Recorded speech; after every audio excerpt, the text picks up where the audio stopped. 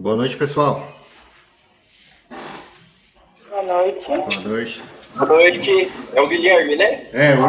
Hoje sou eu aqui que vou Opa, boa conversar um noite. pouquinho com vocês. Boa noite. Dar uma folga aí pro Marcos, né? Depois de tantos capítulos aí, o Marcos puxando. Hoje quem vai puxar aqui a parte da aula sou eu, né? Vamos dar só mais 5 minutinhos. E aí a gente já começa. E aí vamos iniciar aqui com umas perguntas. Quem aqui trabalha por processo? Tem bem mapeado esse processo aí na empresa de vocês? Boa noite, André. Tudo bom, meu amigo? Abre o microfone aí para dar um oi para a galera. Fala, meu amigo. Satisfação aí, viu? Você tá bom, meu querido? Bom, muito bom. Tudo em paz, graças a Deus. Então tá bom. A gente já conversou essa semana, né? Trocamos umas figurinhas muito bacana, cara. Não, legal. Sempre bom. Legal. E aí, como é que tá o seu processo aí, André?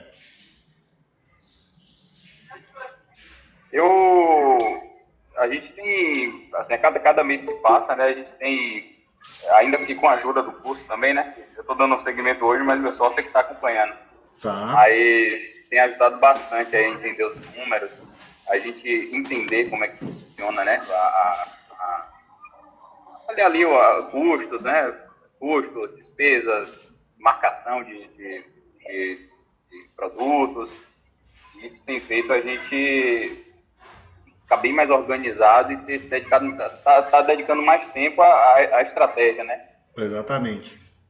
Pátio, organização, otimização de tempo. Uhum. É uma experiência bacana. Então tá bom. Tem gente ainda se conectando. Você que tá liberando participar? Então tá bom. Então vamos começar hoje. Vocês já estão vendo a tela. O objetivo de hoje aqui é a gente iniciar.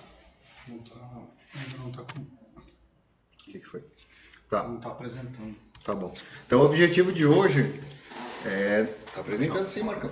Não tá. Eu tô vendo aqui, ó. Vocês estão vendo a apresentação, senhores?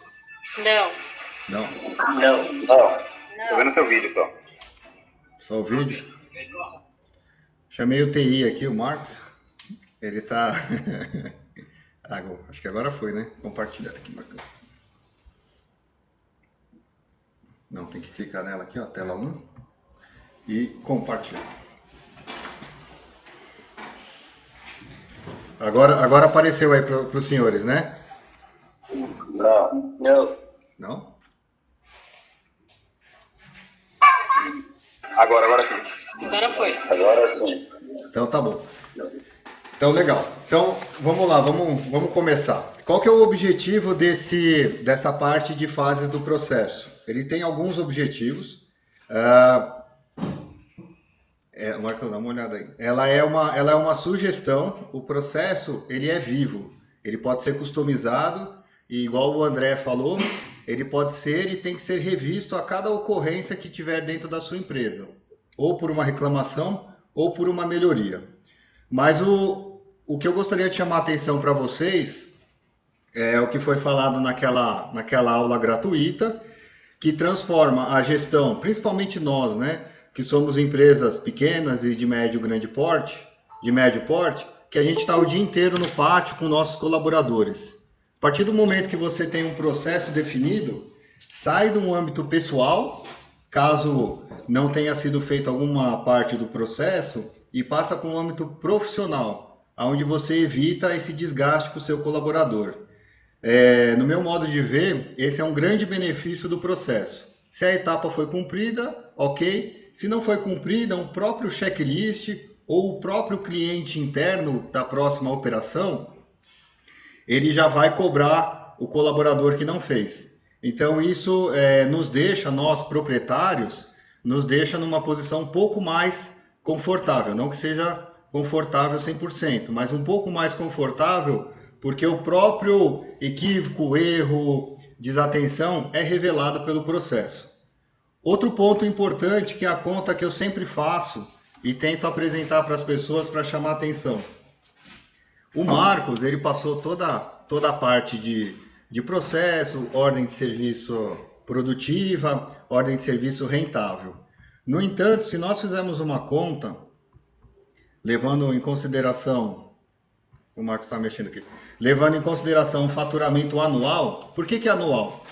Porque todas as melhorias que nós fizermos, se a gente ficar no âmbito mensal, a gente vai achar que ela foi pequena, ela foi pouca.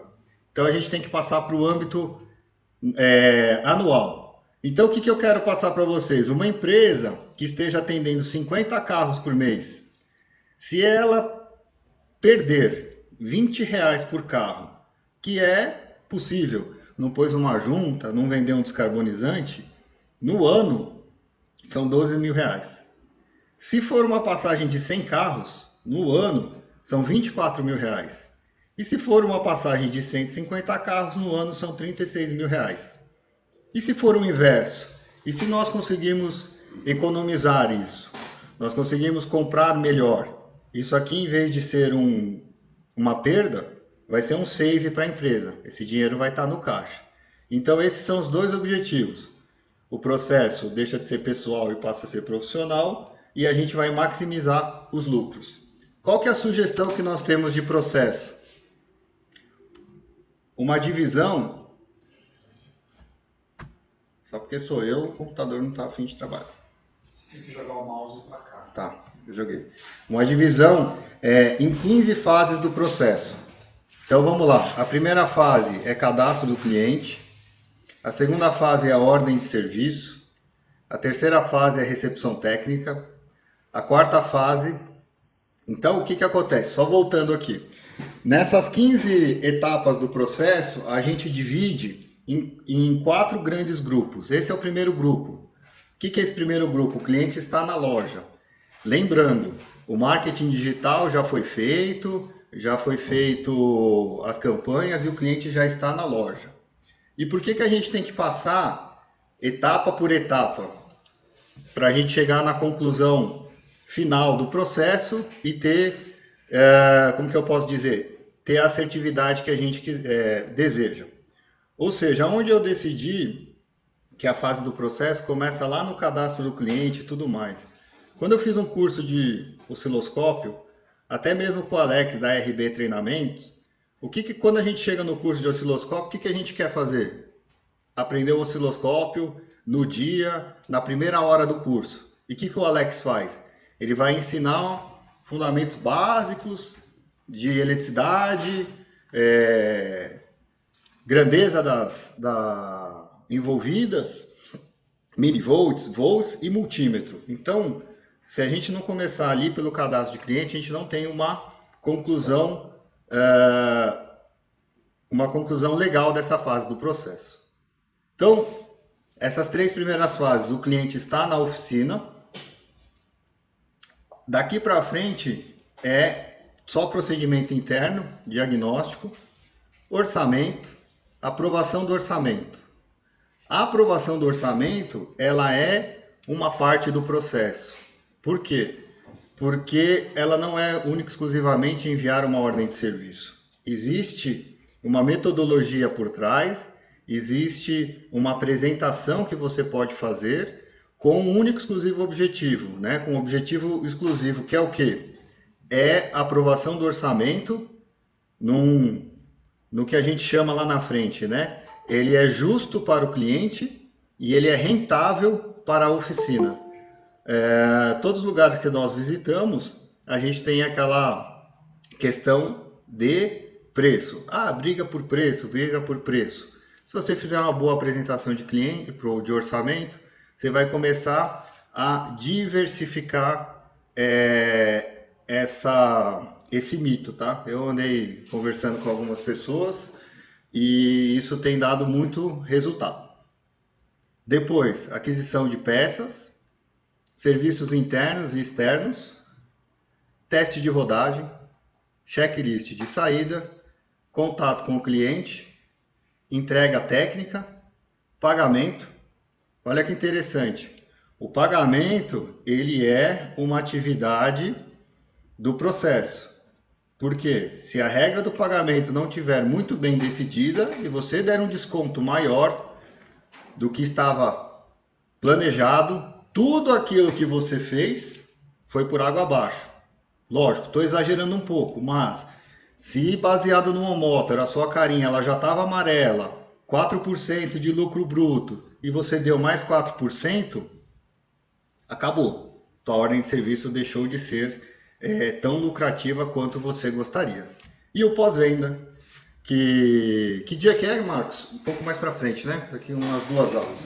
29. Dia 29, a gente vai ter um especialista em pós-vendas, é uma empresa onde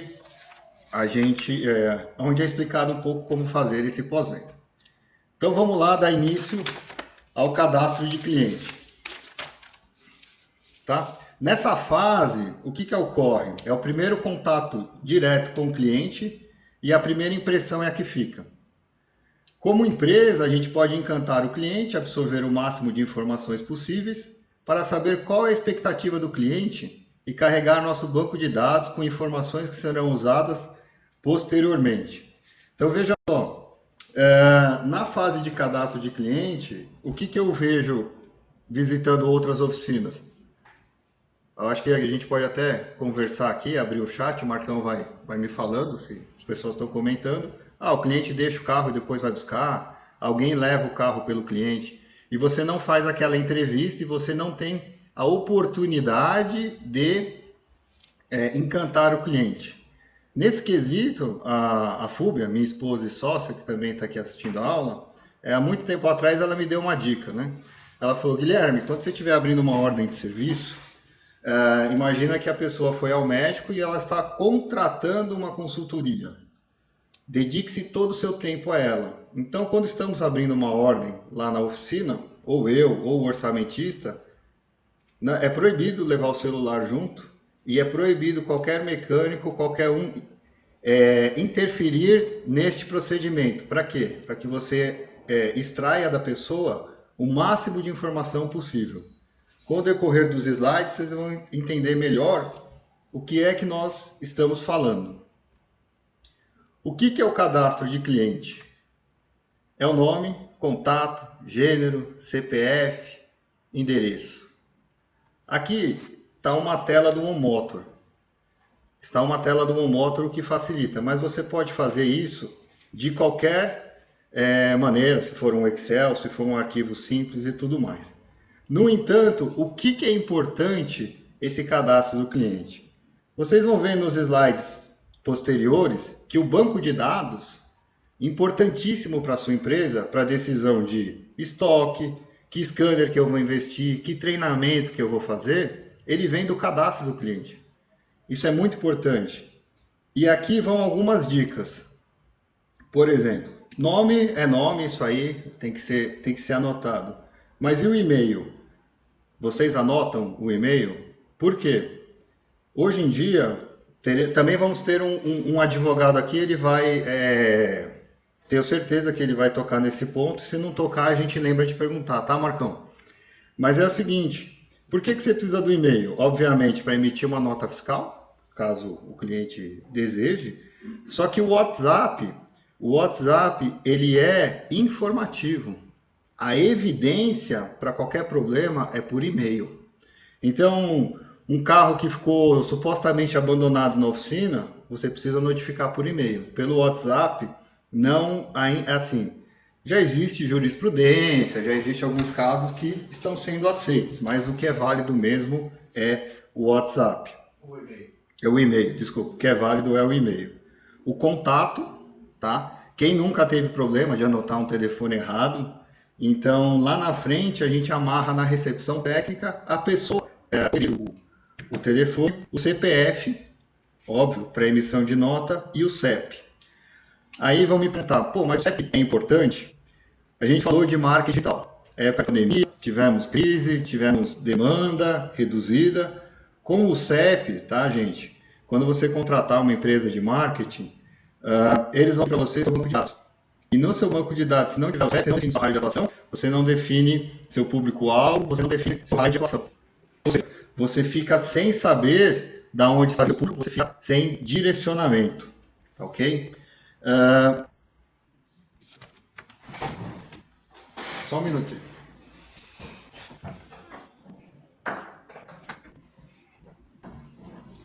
Uma pequena filtro de linha do Marcos aqui não estava funcionando. A gente coloca uma previsão que dá um norte da capacidade produtiva da empresa e dá um norte para o cliente de quando o carro vai ficar pronto. Isso é bem interessante porque, principalmente naqueles casos onde o cliente dá um tempo maior para o serviço ser executado. Vocês podem ter certeza, o cliente deixou o carro na segunda-feira e ele diz que só precisa do carro para sexta-feira. Aqui em São Paulo isso é muito raro de acontecer. A pessoa, se não quer para o mesmo dia, ela quer para o dia seguinte. Mas o que eu quero passar aqui para vocês? Se o carro chegou na segunda-feira e você só vai no checklist para verificar o carro, um checklist de diagnóstico e a voz do cliente. Ou seja, a voz do cliente ela já começou a correr para o pátio. Ou, como o Marco diz, para a pista. Até hoje eu não me acostumei com esse termo aí, mas tudo bem. E essa fase, o que a gente recomenda? Que essa fase do processo deve ser realizada por um técnico e não apenas por uma pessoa do administrativo, tá? Mas o técnico, ele tem que ter um treinamento e uma boa comunicação com o cliente. Então, quando a gente volta lá um pouco atrás no curso e fala do que por isso, aqui nós estamos passando. As pessoas não sabem o carro que elas têm na mão. Ou seja, elas saíram de um carro popular, de um Onix, de um Ford Ka e compraram um carro com injeção direta. Na recepção técnica, se você já tiver essa sensibilidade, entender de segurança, vira aquele desespero para a gente não arcar com um prejuízo que não é nosso. Então, este é o objetivo da recepção técnica e dessa fase que é o checklist. Principalmente as pessoas que não conhecem ou quando é outra pessoa que vai levar o carro. Termo de responsabilidade. Tá? Para que serve o termo de responsabilidade? O Peterson aqui, sempre, como sempre, aí participando, né? Para que serve o termo de responsabilidade? É um documento para formalizar uma obrigação atribuída a alguém. Ou seja, quem nunca teve problema de a pessoa não aprovar o orçamento e você querer passar o valor do diagnóstico. Ou seja, está escrito aqui no item 4, né? O valor do diagnóstico será cobrado, mesmo que seja identificado nenhuma anomalia ou necessidade de intervenção do veículo. É taxímetro, o carro entrou na oficina, está contando o tempo, a sua hora técnica ela está sendo contabilizada. Então, isso é um documento, ele vale como registro e ele tem que ser feito, porque a partir do momento que você está com a responsabilidade do bem do cliente, que é o carro, você tem que ter uma documentação que foi aprovada por ele. Agora, na recepção técnica, olha só que interessante isso. Aqui é uma foto lá da nossa oficina, um colaborador mecânico multifuncional fazendo essa recepção. O que ele está fazendo aí? A gente chamou de alinhamento. Alinhamento por quê? Alinhamento de expectativa. É uma segunda conversa já com um técnico, onde ele vai muitas das vezes repetir o que foi falado, tá? E o mecânico já vai mostrar o quê? Olha só, o que você conversou lá dentro já está aqui no pátio e é nisso que nós vamos trabalhar. Ou seja, a voz do cliente, ela já virou o informativo do diagnóstico, tá bom? Outra coisa muito importante na recepção técnica é o estado atual do veículo. Gastem um tempo, não é só a pintura, abram o capô, mostrem o veículo para o cliente, às vezes já chega com algumas avarias, tem veículos que caixa de filtro de ar solta, polo de bateria, faltando tampa a tampa do abastecimento do limpador de para-brisa. Então, a oficina, ela tem que, infelizmente, tá, gente? Infelizmente, todo mundo passa por isso, ela tem que se defender.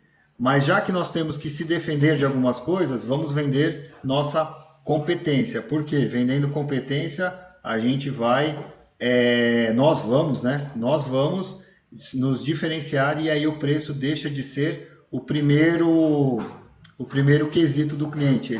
O preço fica lá para trás, porque ele está comprando valor, ele não está comprando preço. É bem diferente essa percepção.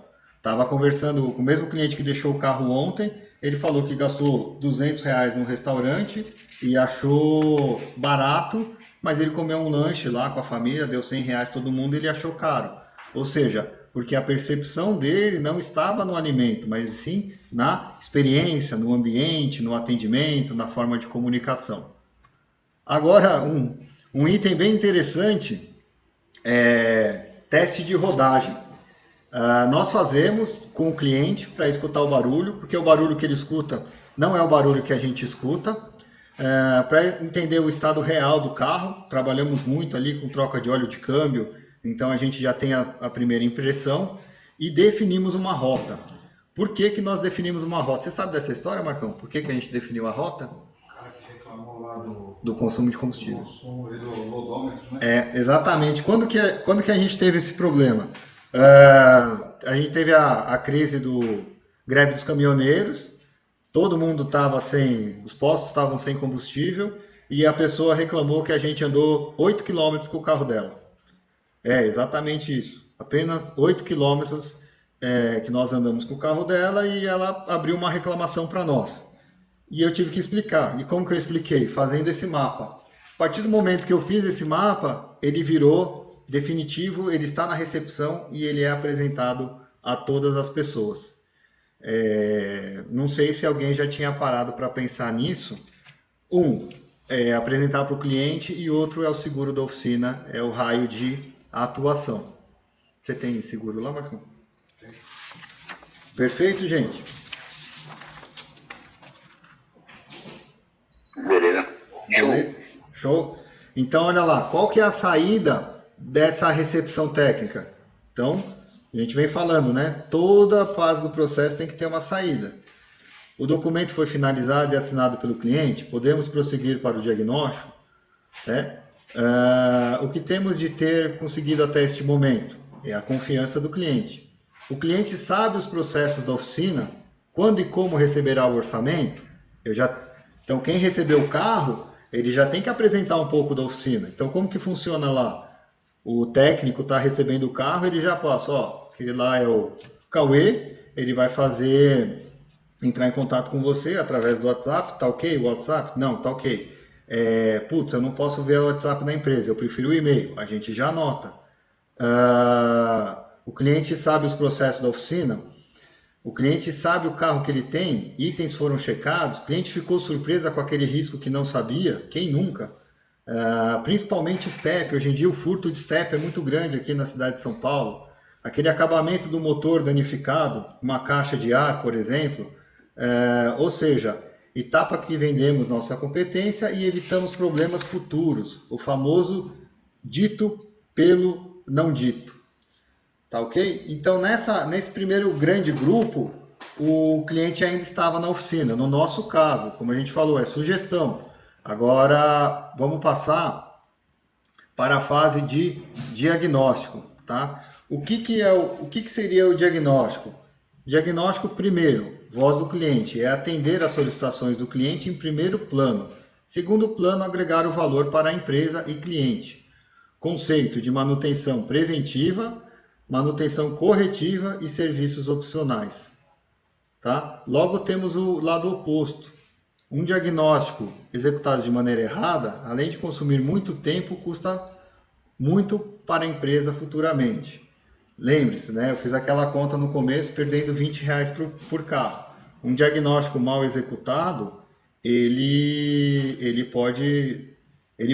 vai trazer prejuízo para a empresa. Semana passada, tivemos um caso lá na oficina, troca de um amortecedor traseiro de um veículo importado. O rapaz que fez o diagnóstico, ele não anotou que era blindado. Você imagina a situação que eu me meti. Depois de ter comprado peças caríssimas, eu tinha que fazer a troca de qualquer jeito. E precisava fazer uma alteração na blindagem, abrir a blindagem. Enfim, tive que chamar um técnico de fora. Foi um custo que não era previsto para a empresa. Por quê? Porque o diagnóstico foi executado errado. Então, vamos lá. Diagnóstico. Às vezes a gente pula algumas etapas e elas trazem uma saia justa. Primeiro, a voz do cliente está sendo carregada constantemente, revisão básica, luz de injeção acesa e vazamento de óleo. Porém, o que a gente chama de saia justa? Isso, o Omotor, ele nos ajuda bastante. Então, Marcos, tá? Só estou reafirmando o que ele falou lá no começo, nas primeiras aulas. A gente precisa de velocidade, a gente precisa de agilidade, ser eficiente e eficaz. Então, o que acontece? O histórico do carro do cliente. Não tem nada mais deselegante, vamos chamar assim, quando você passa lá uma vela, uma correia dentada e o cara fala que já fez com você. Ou seja, se você tem um histórico muito fácil, muito rápido, você evita de cometer esses erros. E aí, o que eu tenho Espera aí que eu preciso liberar mais uma pessoa. O que eu tenho de sugestão aqui para vocês que é válido, vale a pena estudar. Às vezes, você, por exemplo, no caso dessa Freelander, ela teve em janeiro, julho e depois voltou mais 2 vezes. Imagina se eu tirei um vazamento de óleo dela em janeiro e esse vazamento de óleo apareceu de novo.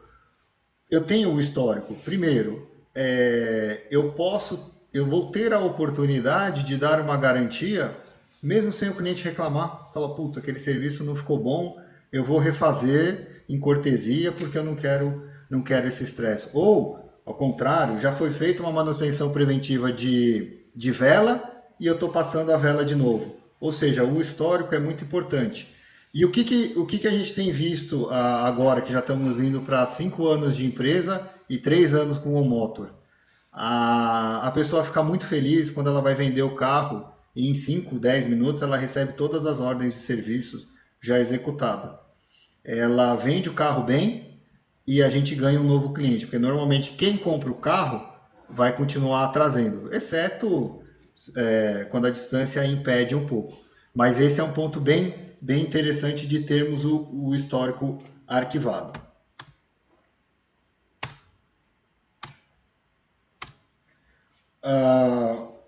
Meu amigo lá, o Vitor, esqueci o nome da cidade dele, ele me pediu esse checklist, tá bom? A gente vai disponibilizar para vocês. Esse foi um roteiro que nós fizemos, ele pode ser inserido no Omotor. Eu não sei se vocês sabem, mas essa parte de diagnóstico, checklist, ele é todo customizável, o Omotor, e a gente foi criando o nosso roteiro. Então tem lá a parte de transmissão, fluidos e freio, filtros, suspensão, arrefecimento, ar-condicionado. Com o quê? Com o objetivo de verificar o que é manutenção preventiva, corretiva e os serviços opcionais.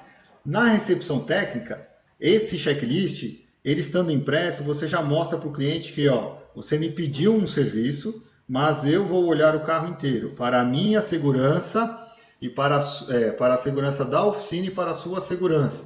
Por quê? Por mais que vá para um serviço específico, nós temos que olhar o carro inteiro. Eu troquei óleo, saí daí, estourou a mangueira do arrefecimento. Quem nunca passou por isso? Acho que todo mundo já passou. Independente do mercado, se é moto, se é o pessoal ali que trabalha com hidráulica de caminhão, o pessoal que está no sul, o pessoal que está no norte, todo mundo já passou por isso. Então vale a pena olhar, vale a pena analisar e outra, se você aumenta seu ticket médio, porque você olhou tudo, lógico, documentando, com foto, aí você vai entender seu cliente e fazer da melhor maneira possível. Tá ok, pessoal? Agora eu vou entrar um pouquinho na parte teórica sobre manutenção preventiva e manutenção corretiva.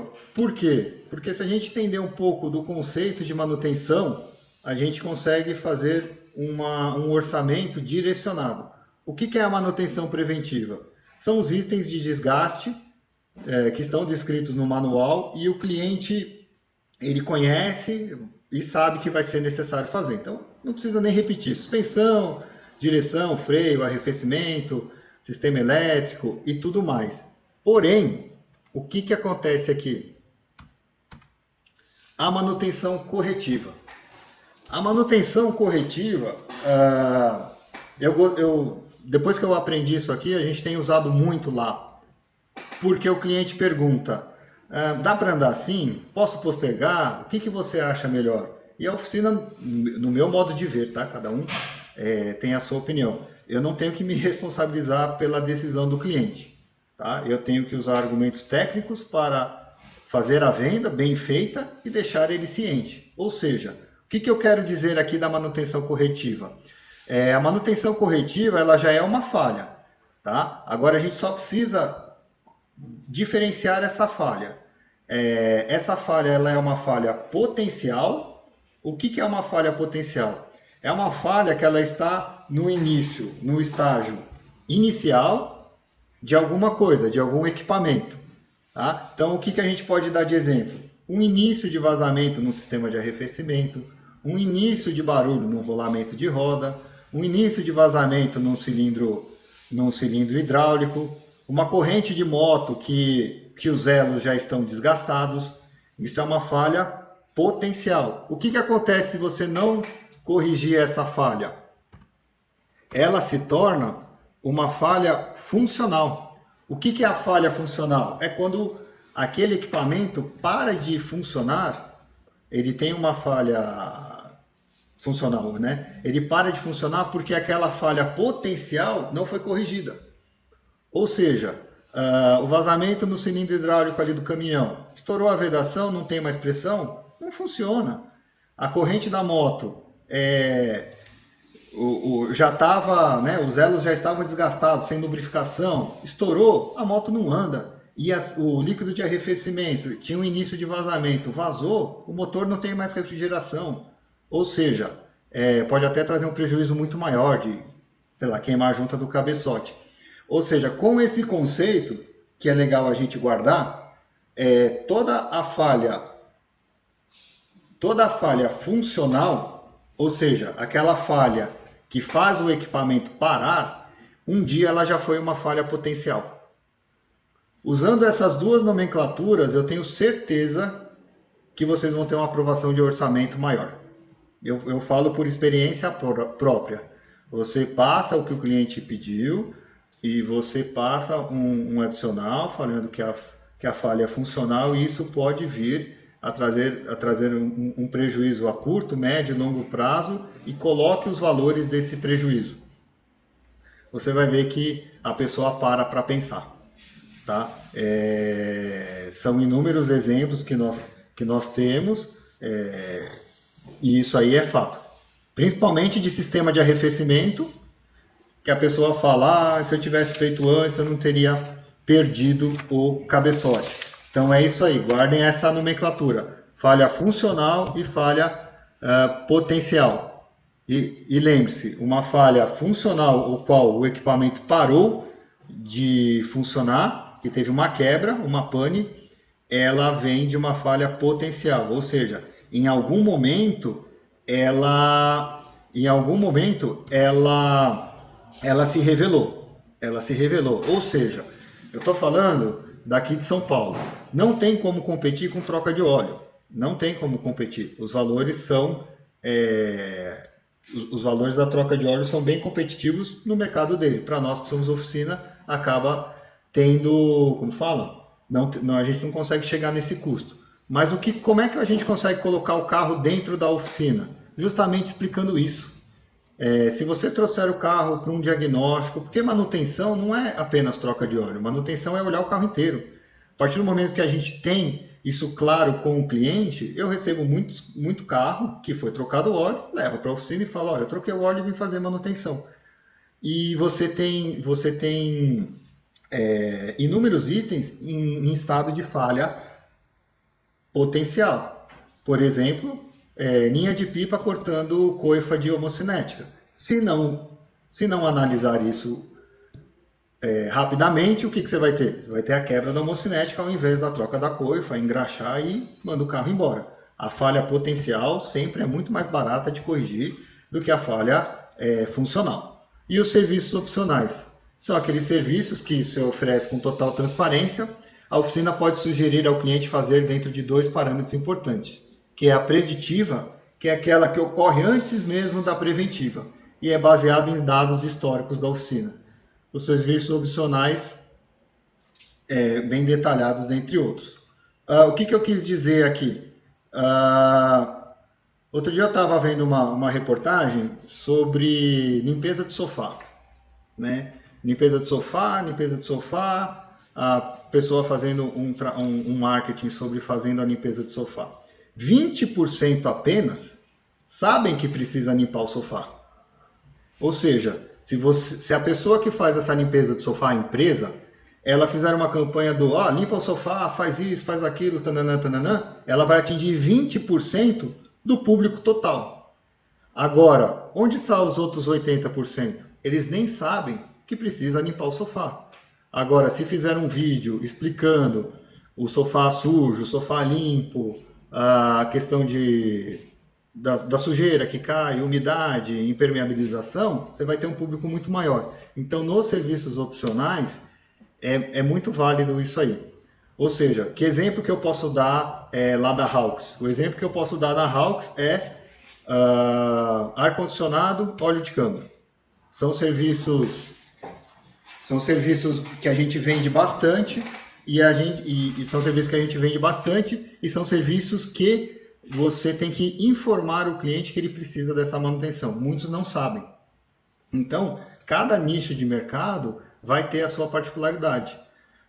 E cada nicho de mercado vai conseguir agregar como que eu posso dizer? Um serviço a mais. Então, na troca de óleo express, você consegue colocar um serviço a mais. Na oficina mecânica, que o carro já fica lá mais tempo, você consegue adicionar um serviço a mais. E assim por diante. Beleza, pessoal? Tá muito rápido, tá bem? Já estão cansados aí, já quase 1 hora eu falando aí para vocês. Tá bacana. Sossegado, tranquilo. Então tá bom. Agora sobre ainda a gente está falando do diagnóstico, né? Qual que é o objetivo do diagnóstico? O objetivo do diagnóstico é o quê? É trazer o carro do estado atual para o melhor estado de conservação. Não vai ficar igual ao da concessionária, igual quando pegou zero, né? Quando saiu da concessionária. Mas você consegue trazer do estado atual para o melhor estado de conservação. O objetivo nosso é, através de ferramentas, a gente já cadastrou o cliente, abriu a ordem de serviço, apresentou a oficina, sabe o que o cliente quer, já divulgou para os nossos colaboradores o que é serviço, falha potencial, falha funcional, o que ele tem que olhar. Agora a gente vai olhar tudo para trazer o carro para o melhor estado de conservação. E o que vem de serviço? O que vem de serviço são ferramentas. O que vem de serviço é transparência. O carro fala para nós o que ele está precisando. Ele diz para nós o que ele quer. Exceto, por exemplo, vamos falar, correia dentada, é por tempo de vida. Isso é uma entrevista com o cliente. Óleo do motor. Hoje não tem um equipamento rapidamente que você vai lá, meça e sabe se o óleo está bom ou está ruim dentro do prazo. É uma entrevista com o cliente. Mas a partir do momento que você deixa um conjuntinho desse aqui, ó, lógico, tirando o scanner, que toda oficina tem, é um investimento mais alto, o resto está tudo disponível no mercado. São equipamentos baratos que você vai conseguir fazer o quê? Você vai conseguir mostrar transparência e você vai conseguir mostrar a real necessidade da troca daquele componente. Porque se lá, olha que interessante, se lá na abertura da ordem de serviço, o cliente já falou, olha, eu fui na concessionária e condenaram a pastilha e eu ainda tinha a pastilha. O que você precisa provar para ele? Você precisa provar para ele que através de um calibre, você consegue medir a espessura da pastilha, tirar uma foto e está resolvido o problema. Então, o diagnóstico, ele pode seguir algumas etapas. Olha que simples esse investimento. Calibre para medir pastilha de freio junto com paquímetro e micrômetro. para medir a espessura do disco. Sensacional, conseguimos medir a pastilha, já sai aqui, ó, verde, vermelho, amarelo, mediu a espessura do disco, já sabe se dá para fazer retífica, se vai precisar de disco novo, tirou foto, um problema a menos, o carro falou para nós o que ele precisava. Calibre para medir folga de velas. Esse aqui, existe uma arruela espaçadora ou esse calibre aqui, ó. Quando os promotores forem lá, das marcas de vela, cobrem eles. Isso aqui é muito útil, isso ajuda bastante. Então, lembrando, sempre usando a nosso favor, tá? E os exemplos que eu vou dar aqui são exemplos da minha oficina. Vela fora do especificado, você vende vela, beleza. Mas um carro chegou lá que teve um desgaste acelerado da vela. Eu acho que era um Toyota. Resumo, o menino entrou na ordem de serviço, viu que a vela já tinha sido trocada. Ele parou para estudar. Quando ele parou para estudar, ele viu um erro interno. Tinha sido colocada uma vela errada no carro do cliente. Acontece? Acontece. O que era? Era flex e colocou da gasolina, agora não lembro ao certo. Ou seja, então é para ajudar e com o processo você consegue evitar. E o scanner automotivo para varredura eletrônica dos sistemas, né? Guarda o relatório para enviar ao cliente. Essa parte do scanner, a gente usa no máximo aí 20% da ferramenta. 20%. Qualquer scanner imprime relatório, tira foto. Esse aqui, no caso, o PDL, você precisa conectar no computador. O outro, que é o Launcher, ele envia já conectado no Wi-Fi. Mas o relatório, ele ajuda bastante a documentar, salvar, o OnMotor salva na nuvem, e a documentar, mostra o que? Transparência, competência, e o melhor de tudo, é o cliente sair da oficina e falar, nossa, nunca tive um atendimento assim, e nunca tive tanta informação sobre o meu veículo. O que a gente pode seguir? Teste de bateria, o Alex falou a aula passada, muito interessante, tem que ter o teste de bateria, termodensímetro, para quê? Para vender a questão do arrefecimento, gerar a necessidade igual o sofá. A pessoa às vezes não sabe que precisa. Lógico, tem carros aí que nós temos uma contaminação por ferro, porque o bloco é de ferro, muito grande, aí fica visível. Mas tem carros que não. A linha asiática não tem essa coloração, afinal o bloco é de alumínio, não tem essa coloração ruim. Mas você consegue pegar através de um termodensímetro, uma ferramenta que está disponível aí nos marketplaces, nos e-commerces, barata, e você consegue efetivamente mostrar quanto tem de aditivo no sistema do carro. E o fluido de freio. Fluido de freio. Uma ferramenta, ela vai mostrar a contaminação e você vai ter a assertividade se esse fluido está contaminado ou não, porque vai colocar na cabeça do cliente que é hidroscópico, absorve água e dentre outras particularidades. Ele não quer aceitar, mas se ele ver a ferramenta, ver o teste, ele vai aprovar o serviço rapidamente. Tá? Registro e armazenamento das informações. Deixa eu ver como que isso aqui tá. Ah, tá. Legal. O que acontece?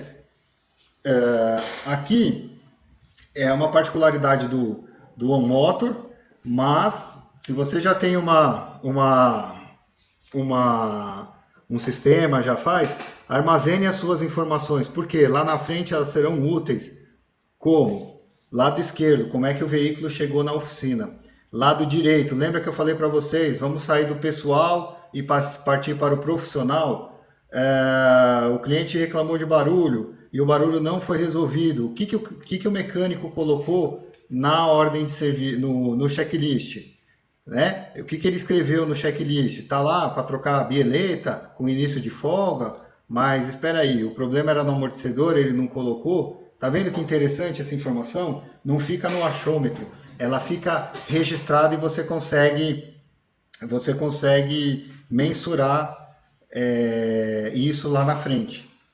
Ou, por exemplo, aqui, se está aqui e não foi orçado, quem que cometeu o equívoco? Quem cometeu o equívoco foi o orçamentista e assim por diante. Então, nós, empresários, nós, gestores, nós saímos da operação e a operação vai falar para nós aonde teve a falha.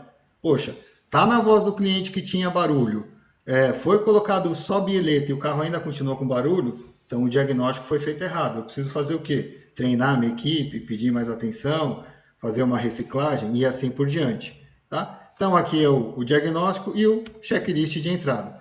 E a saída do diagnóstico, tá? É o próprio diagnóstico, o checklist preenchido, com as anotações pertinentes e os processos descritos para podermos elaborar um orçamento assertivo. Olha lá, assertivo, orçamento rentável, agora as coisas elas estão se juntando novamente. Então vamos lá para a fase de orçamento, o mistério, né? O que é o orçamento efetivamente? A gente vai transcrever para o papel o diagnóstico.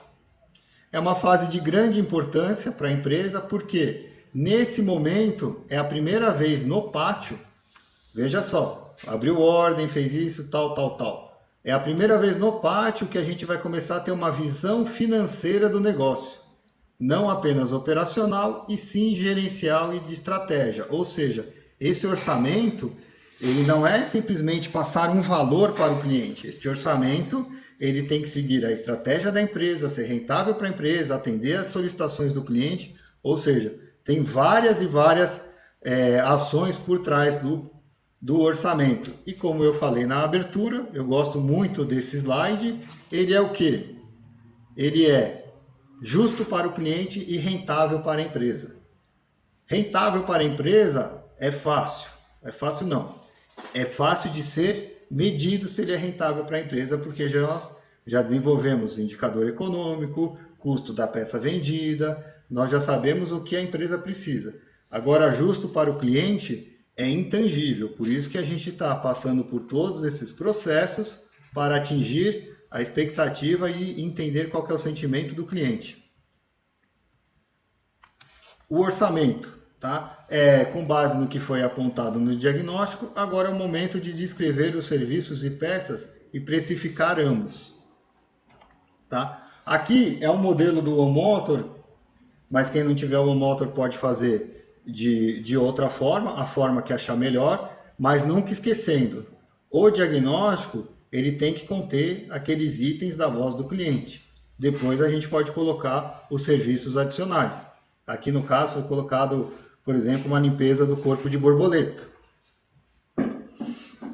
Serviços e peças. É a fase que a gente tem que conhecer a oficina para que a gente possa saber precificar o valor da mão de obra correta, levando em consideração o tempo de execução dos serviços e custo da oficina.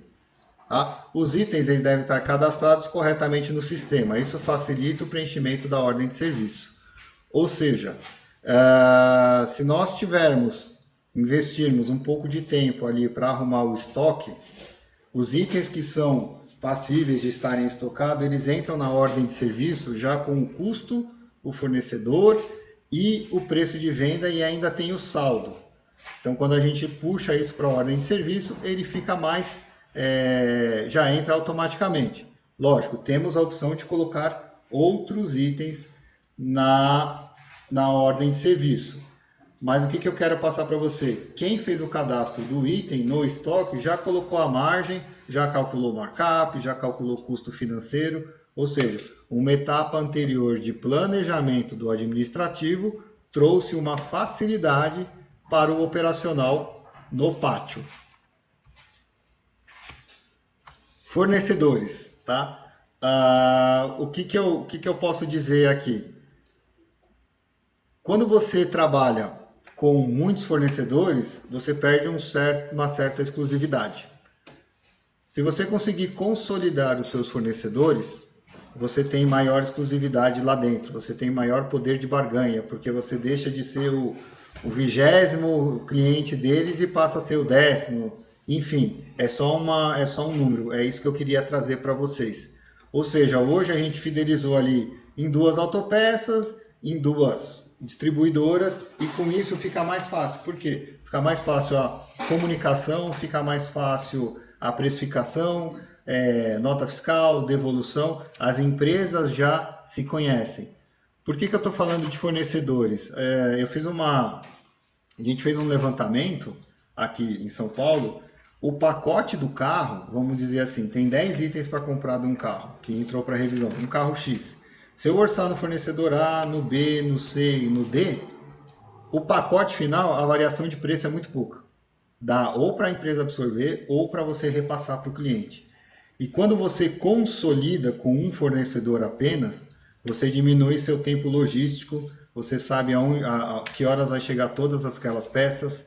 É esse o ganho de fornecedores consolidados.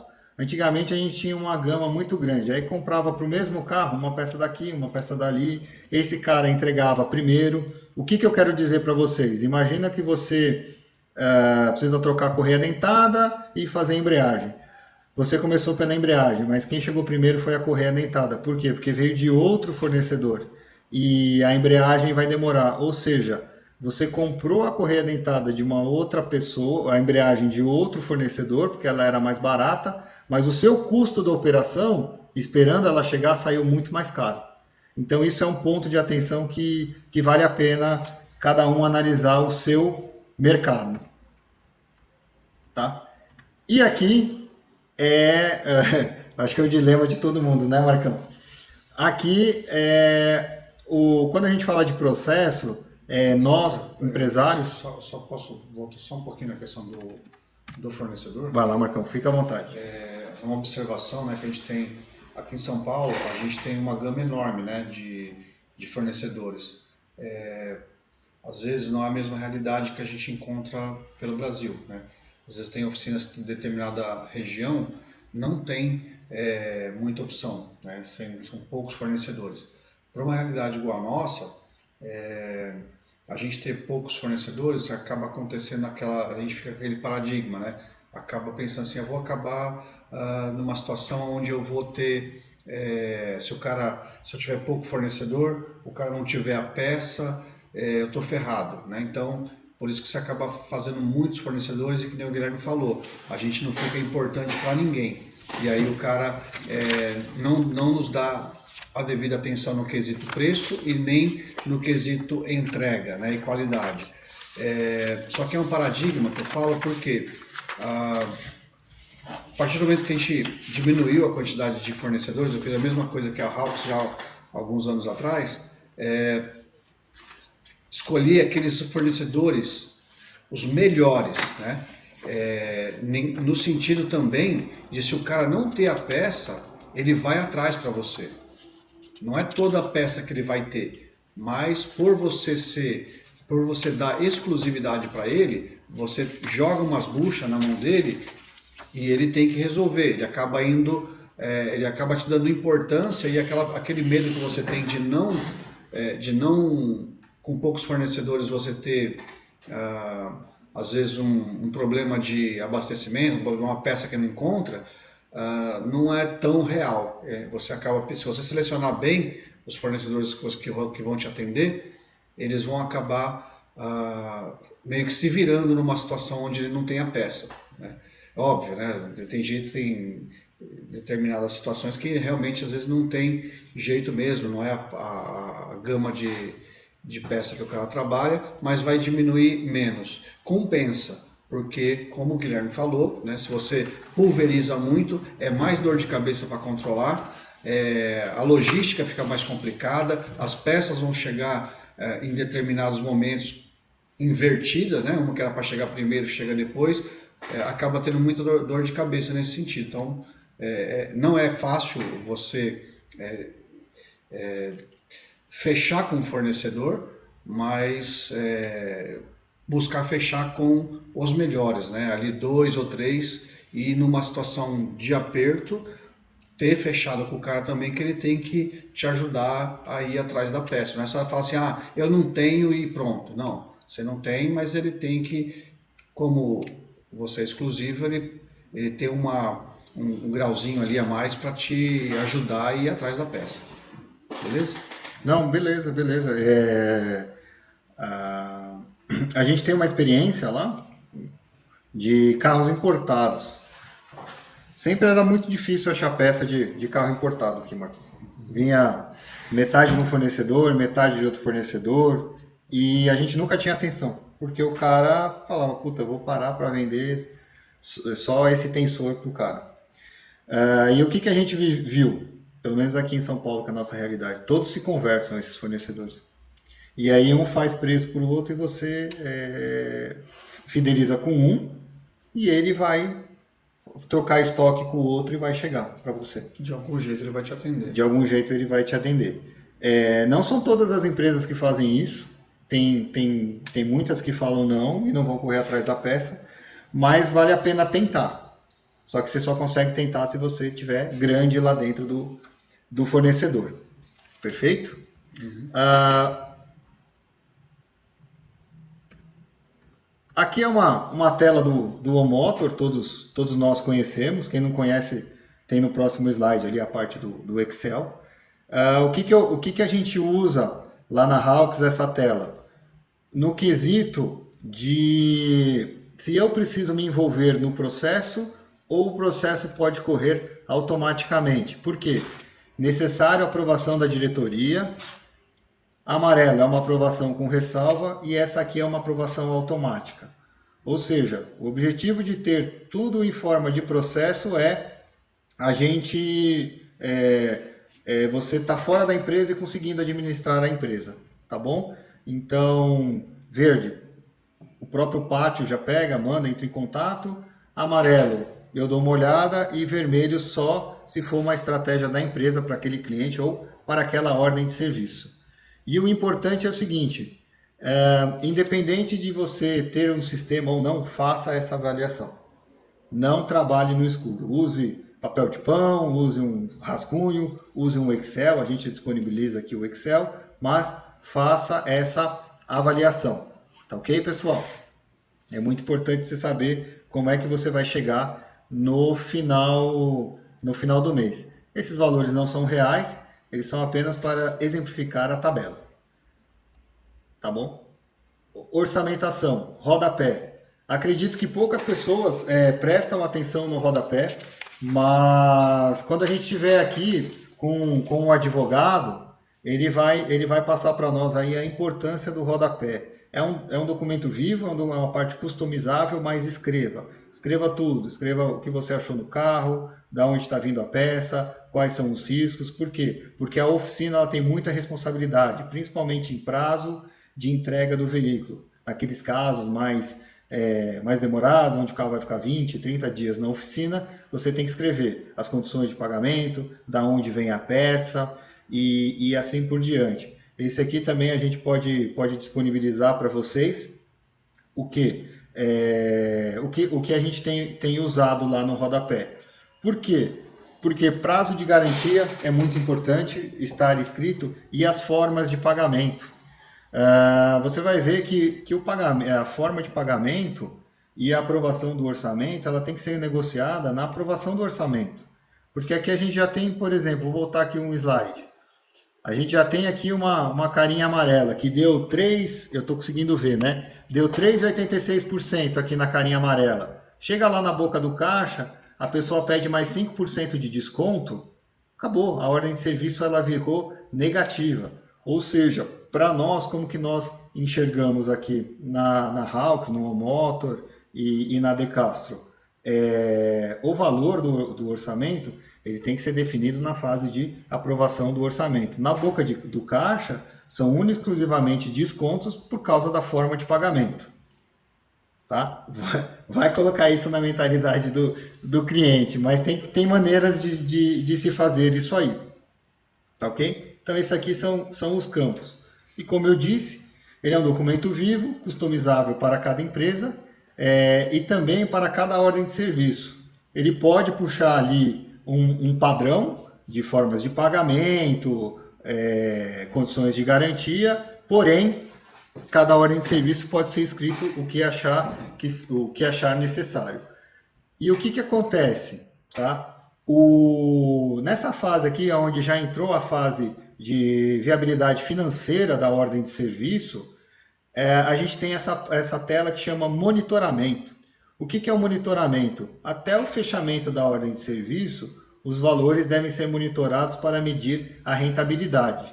Não adianta nada a gente aprovar um orçamento agora, lá na frente teve um problema, e precisou de mais 1 litro de óleo, ou do motor, ou do câmbio, ou da direção hidráulica, e isso não ser computado na ordem de serviço. Você vai ter um resultado falso positivo da sua empresa. Você vai estar tendo gasto de fornecedor maior do que o que está sendo lançado na ordem de serviço. E você vai apresentar o quê? Vai dar divergência de resultados. Aí fica complicado administrar o negócio. E o que a gente tem que perguntar aqui, né? Os itens foram orçados corretamente? Não ficou nenhum equívoco?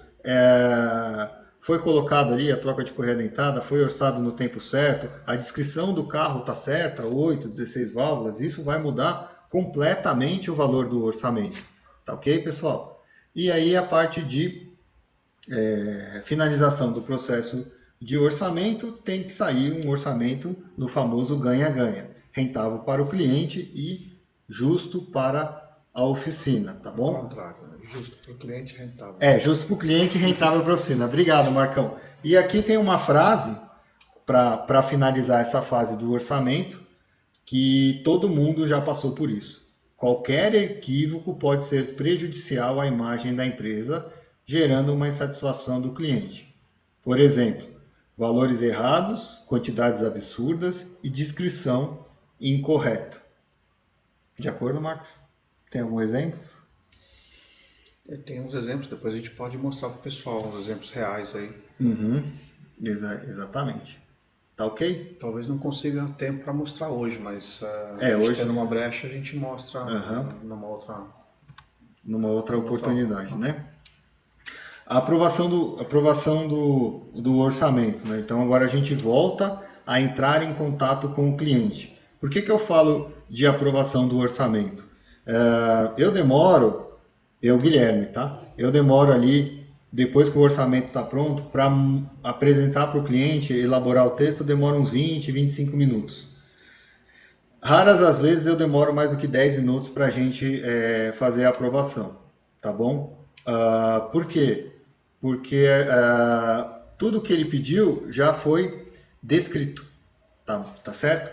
E aí o que acontece? Qual que é essa parte aqui?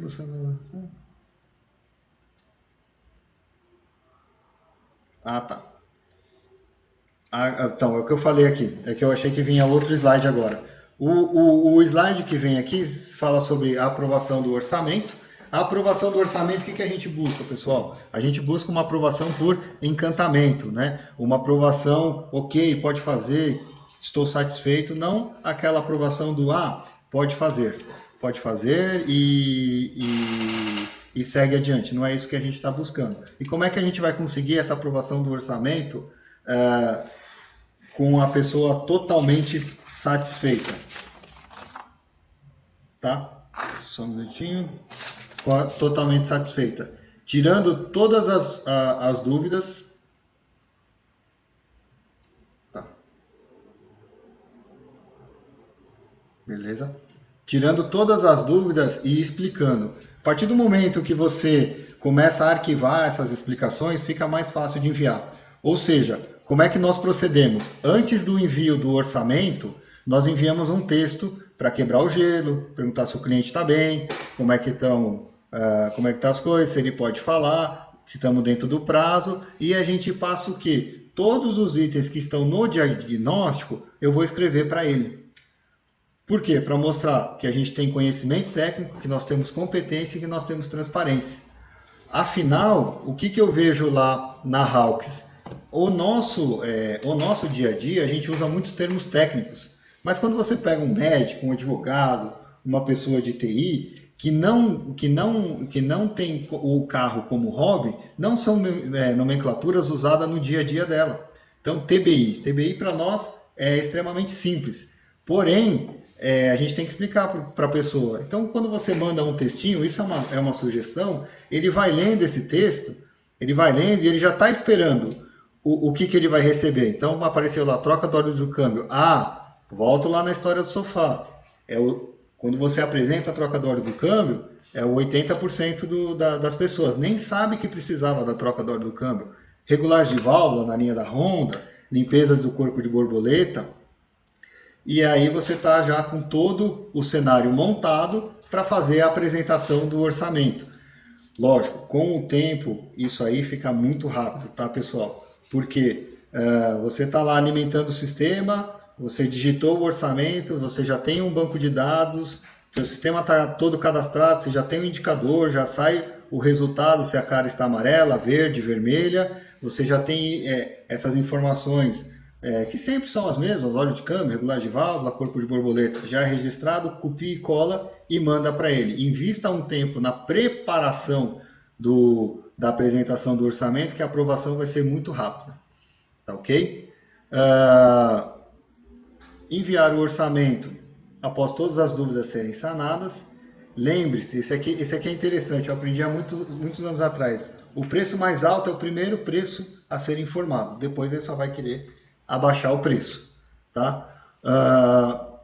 Como eu disse anteriormente, o preço do serviço é negociado na aprovação do orçamento, não na boca do caixa.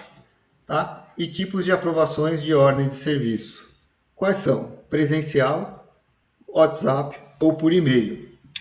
Pessoal, quando o advogado estiver aqui, Marcão, vamos lembrar de conversar isso aí com ele. Precisa ter um registro. E o registro é aprovação presencial assinado ou por e-mail. Lembre-se, o WhatsApp ele ainda é considerado como evidência. Eu tenho até que ler esse slide novo, que a gente anda aprovando mais por WhatsApp do que por e-mail. Então, nunca pelo telefone, nunca a hora que chegar a pessoa na oficina, a gente passa a ordem de serviço. Por quê? Porque tem que ter esse registro documentado com a aprovação do cliente, sendo ela presencial ou uma evidência pelo WhatsApp, e o melhor mesmo é o registro por e-mail, para a gente não ter nenhum imprevisto, correto? Tá? E aí é a hora de revisar. O orçamento aprovado, tá? É a hora de revisar. Prazo negociado, forma de pagamento, todos os detalhes foram explicados, marca de peças negociadas foram apresentadas. Ou seja, o que eu quero mostrar aqui para vocês? É que os clientes na oficina, caso vocês já tenham feito alguma coisa parecida, a gente pode considerar aí que tem mais de 10 tipos de clientes.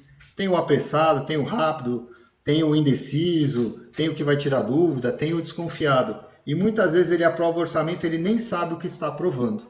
Ou seja, a gente faz a aprovação do orçamento e antes de iniciar os serviços, a gente pergunta se está tudo bem, se está tudo esclarecido, se tem alguma dúvida, principalmente correlacionado com marca de peça.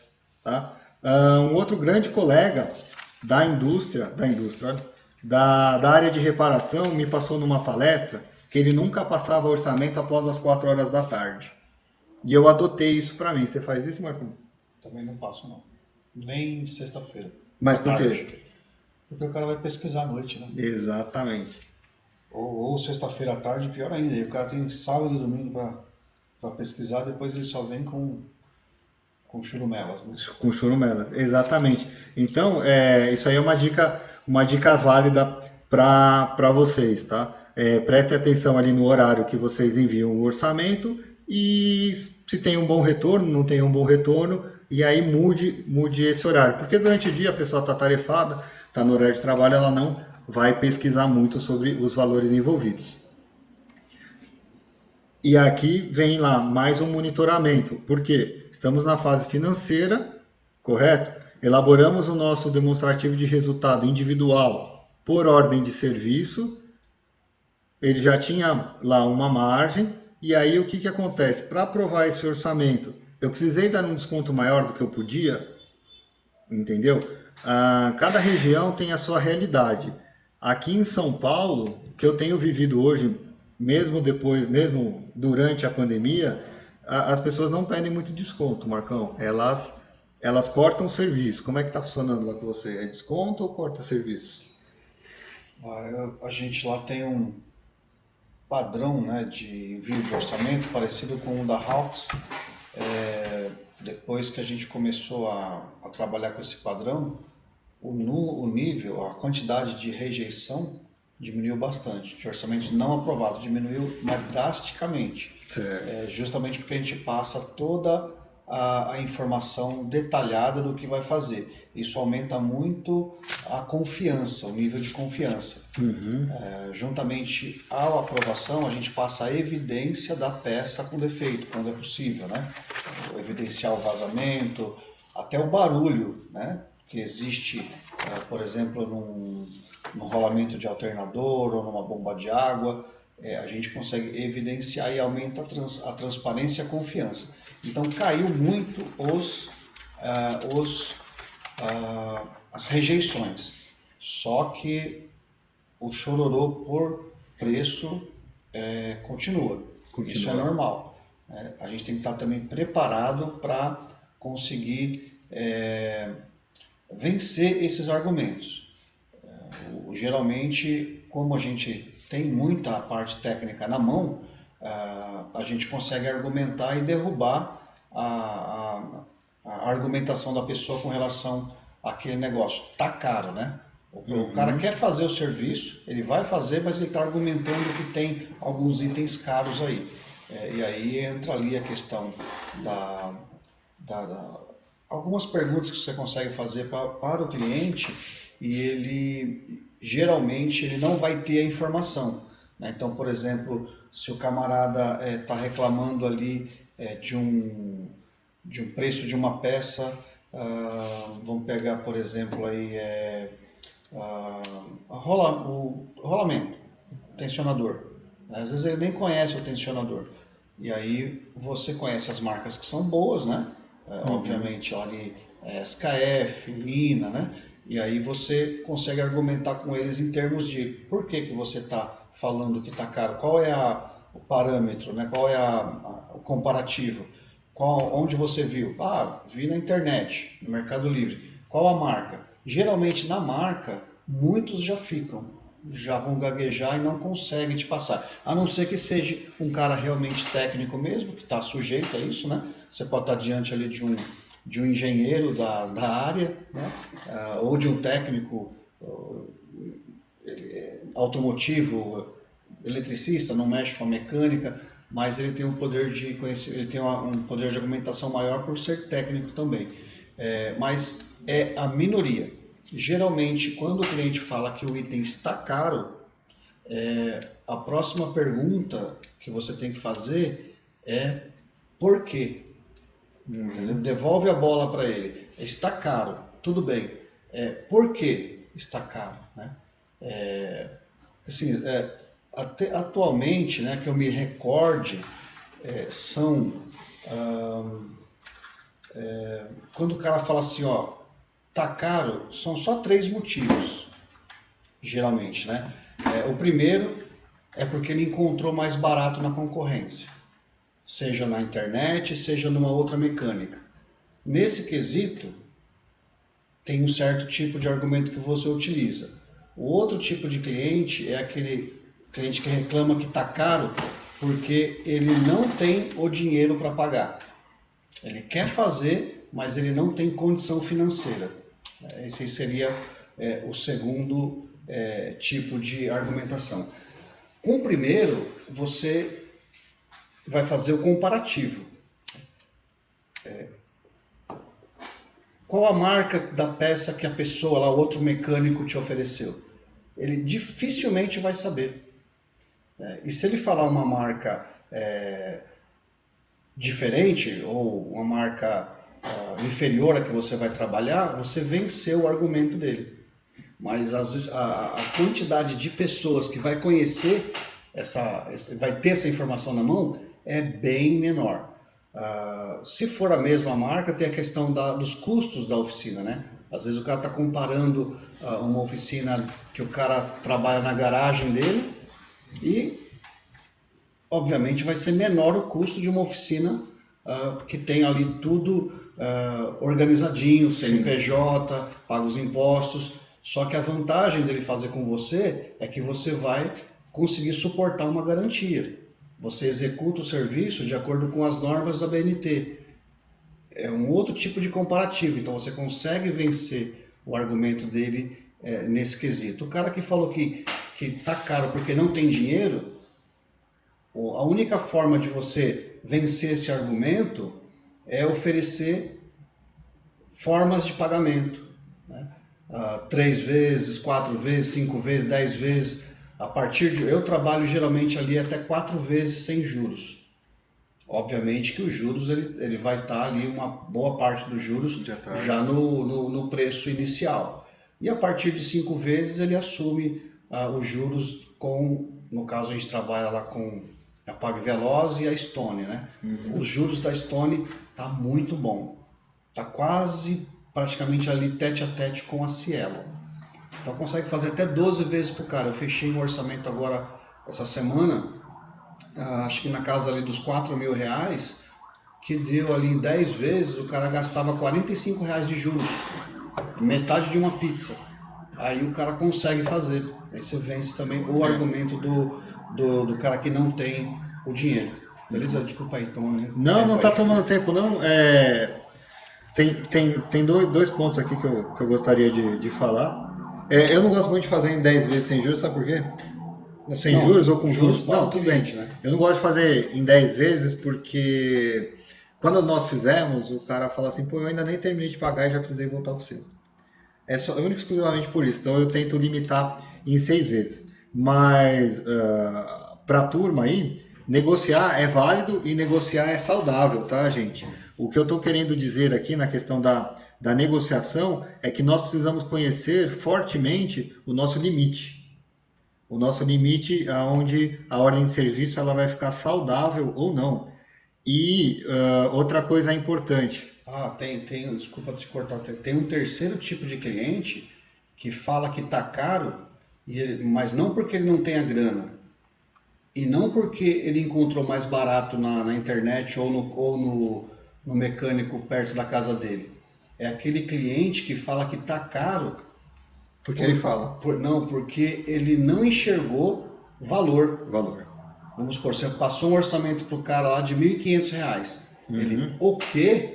R$1.500 para fazer isso?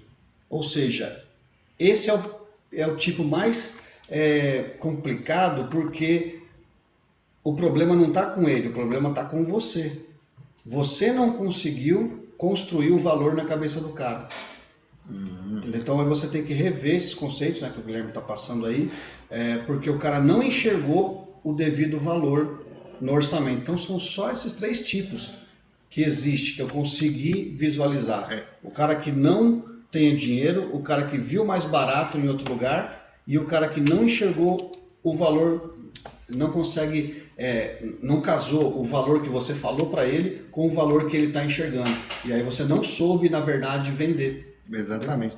E aí, aqui, ó, pessoal, eu voltei um pouco os slides, porque nós temos aqui o exemplo, né, demonstrativo de resultado por ordem de serviço, uma ordem de serviço amarela, verde, uma em vermelho.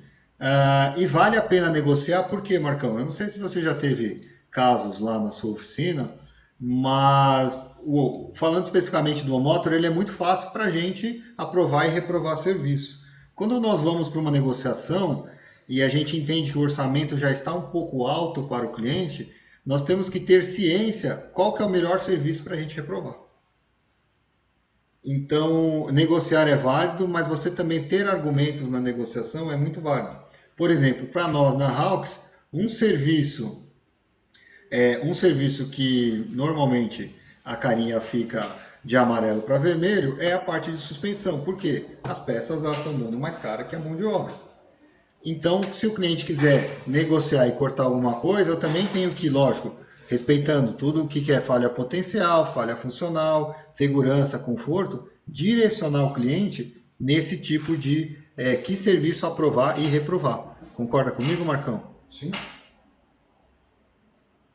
O Peterson, você escreveu aqui que sua carinha fica vermelho na parte de troca de óleo. Se você quiser, eu estou disponibilizando aí para todo mundo, me chamar no particular. Eu explico exatamente por que a carinha fica vermelha na troca de óleo. A gente já até ajudou uma... É do Sul, né, Marcão? Essa semana? O quê? Sobre troca de óleo, como fazer a carinha ficar verde, vermelha e amarela. Uhum. E aí a gente faz essa parte da... Deixa eu voltar aqui. Vê uma mensagem que o Peterson, eu estava tentando ler, acabou minha bateria. Não, o Peterson escreveu que... Então tá bom, pessoal. O que acontece sobre a... Só colocar aqui a apresentação, só um minutinho. Só colocar aqui a apresentação no lugar certo. Podem me chamar no particular. Eu combinei com o Marcos. Essa parte, a princípio, eu que vou puxar. Aquele Excel que eu mostrei algumas aulas atrás, a gente vai passar individualmente. Eu só peço assim, ó, me chama no particular e me manda uma ordem de serviço que vocês queiram, que esteja verde, vermelho e amarelo, para a gente analisar. O que eu preciso? Eu preciso da ordem de serviço. Eu preciso da ordem de serviço do cliente para saber os valores e eu preciso... você acabou sua bateria, sai da reunião. Voltando, eu preciso da ordem de serviço do cliente para saber os valores que vocês estão vendendo e eu preciso de um print daquela tela onde tem o rosto verde, vermelho ou amarelo para que eu possa pegar um indicador econômico e possa pegar o lucro de venda. Com isso, eu passo uma sugestão de valores para que a cara fique verde, vermelha e amarela. Por que nós estamos fazendo isso? Para ajudar vocês a definir o indicador econômico, como calcula. Tá bom, pessoal? Então é só me chamar no WhatsApp que eu respondo assim que possível. Amanhã é um dia que vai estar bem tranquilo, depois das 13 horas, que a ideia é acabar os carros ali. Eu já ter finalizado a parte administrativa ali até meio-dia. Depois das 13 horas vai estar bem tranquilo. Se vocês quiserem me chamar, fiquem à vontade. Tá bom? E aí é o que a gente fala, ganhar ou perder. Precisar dar um desconto maior do que eu podia, precisei estender o prazo de pagamento. Ou seja, aumenta os juros, diminui a rentabilidade desta ordem de serviço. Tá bom? Agora são 21h52, Marcão. Eu acho que não vale a pena a gente entrar na outra fase, porque ela vai ficar no meio, né? Na parte de execução. Eu estava vendo uma mensagem do Peterson que acabou a bateria. Pelo que eu consegui ler, vê se está certo isso que eu consegui enxergar, que ele falou. É que na região dele, o pessoal chora preço por causa da questão assim de não ver, de não dar o valor mesmo, né? De não enxergar o valor. É isso, Peterson? Isso, Marcos. Geralmente, né, o cara que trabalha na garagem dele, o cara que trabalha com o carro dele indo nos lugares, né? E ele quer mensurar o valor desse cara com o da gente, né? Que tem porta aberta, tem as... Então, agora há pouco, né, a gente falou dos 3 tipos de cliente, né? Dos 3 tipos de argumento, na verdade, né? Quando o cara fala assim, ó, tá caro, né? A gente não pode congelar. Lembra que a gente falou que logo no início nós somos, antes de tudo, vendedores, né? Então, todo empresário, cara, né? O cara que deixou de ser funcionário e ele se tornou empresário, automaticamente ele se tornou um vendedor. A empresa, ela vive de vendas, qualquer uma delas, né? Desde uma barraquinha de pastel até uma multinacional. Se não vender lá na ponta, ela vai estar fadada aí a fechar as portas.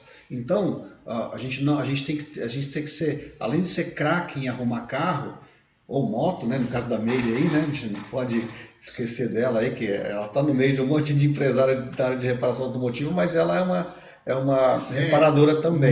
Mas só se cortando... Não esquece as motinhas.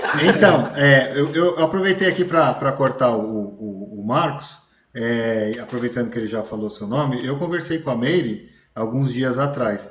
Eu acho que o maior exemplo que a gente tem no curso é justamente a Meire. Se ela quiser falar um pouco como ela tem trabalhado, porque não tem nada mais competitivo do que o mercado de moto.